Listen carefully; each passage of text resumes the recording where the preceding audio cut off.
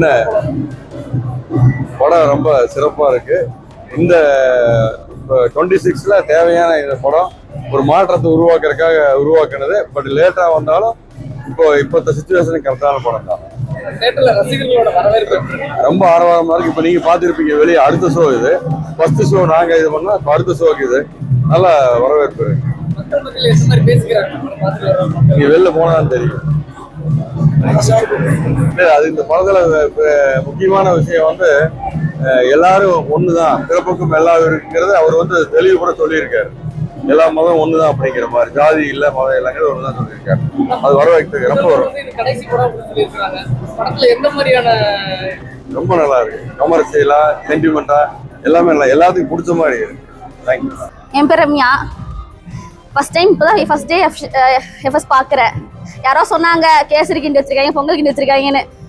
பேசிட்டு போட்டு தளபதி படம் 500 கோடி 1000 கோடி வேணா அடிக்கும். ஆமாங்க, நிறுத்தினாங்க. பரவாயில்ல, நிறுத்திட்டு போட்டு பாக்ஸ் ஆஃபீஸ் நாங்க தான் எப்படி இருந்தாலும் செம்மையா இருந்துச்சுங்க. ஃபர்ஸ்ட் டைம் பார்க்குறேன். இது வரைக்கும் பார்த்ததே கிடையாது. ஆசைப்பட்டேன் இல்லைங்க, தியேட்டர்ல பார்த்துருக்கேன். FDFS பார்த்தது கிடையாது. ஆசைப்பட்டேன். ஹஸ்பண்ட் கூப்பிட்டு வந்தாரு. மாஸ் மாசா இருந்துச்சு. சொல்ல வேண்டாங்க விஜய் படத்தை பத்தி. அவர் படத்தை ஏதாச்சும் சொல்ல முடியுமா?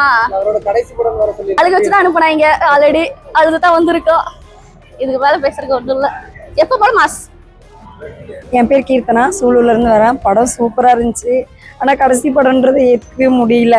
கண்டிப்பா அண்ணா நடிக்கணும்னு தான் சொல்றோம். கண்டிப்பா நடிக்கணும். படம் சூப்பர். கண்டிப்பா எல்லாரும் தியேட்டர்ல வந்து பாருங்க. என்ன எதிர்பார்ப்போட வந்தீங்க? அந்த எதிர்பார்ப்பு நாங்க எதிர்பார்த்ததை விடவே படம் சூப்பரா இருக்கு. கண்டிப்பா எல்லாரும் வந்து தியேட்டர்ல வந்து பார்க்கலாம்.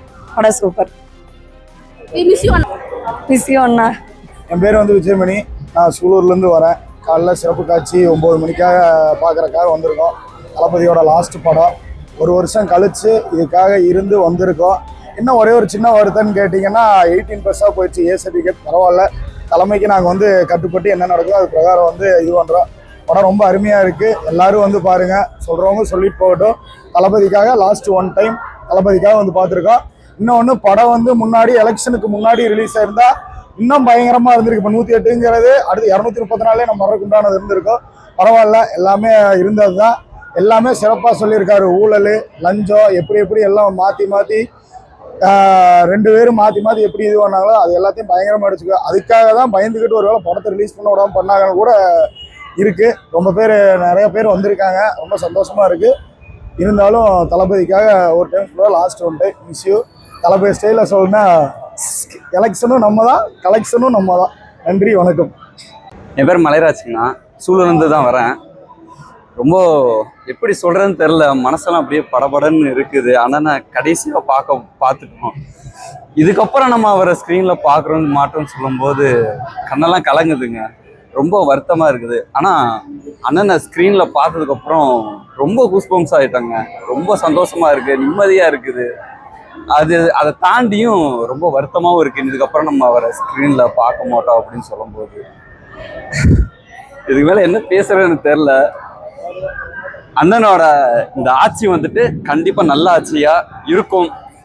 அண்ணன் தான் என்னைக்குமே முதலமைச்சராக இருப்பார். இது நிச்சயம் நடக்கும். 5 வருஷம் இல்லை, எத்தனை வருஷம் ஆனாலும் சரி, அண்ணன் தான் சிஎம்.